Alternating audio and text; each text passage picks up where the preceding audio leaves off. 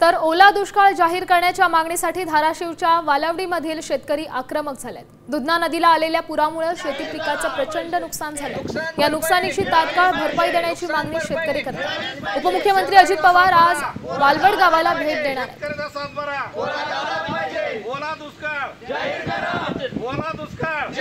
वालवड गावामध्ये आहे, या ठिकाणी प्रचंड मोठं नुकसान झालेलं आहे।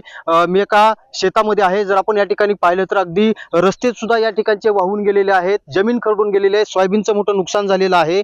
आता तुम्ही पाहता वालवड शिवारातील तर आता प्रचंड नुकसान झालेलं आहे आणि हे नुकसान न भरून येणार आहे।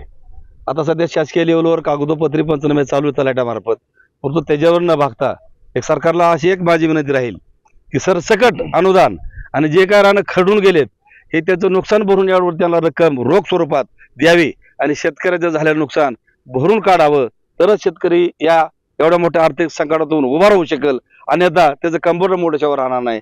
7-12 कोरा करावा शासनानं आणि ही सगळी भरपाई द्यावा। किती झालं नुकसान? जो अर्धा एकर रानं वाहून गेल्यात नदीच्या आड्याली पड्याली दुधना नदीच्या, त्यांनी अर्धा एकरची भरपाई करून द्यावा, लाईट बिल माफ करावा, कर्ज माफ करावा, कोरा 7-12 करावा। आमची एक पुलावून गाडी बी वाहून गेली नवी, जनावरं बी काय वाहून गेली, जनावर बी गेल्यात, शेरडा गेल्यात। सरकारने सरसकट वाला दुष्काळ बोमपरांडा वाशी या तालुक्यात जाहीर करावा अशी तीव्र शेतकऱ्यांची इच्छा आहे।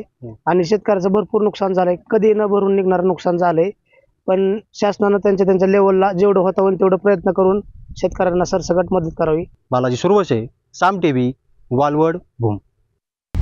आता isakal.com आहे देशातील नंबर 1 ची मराठी न्यूज वेबसाईट।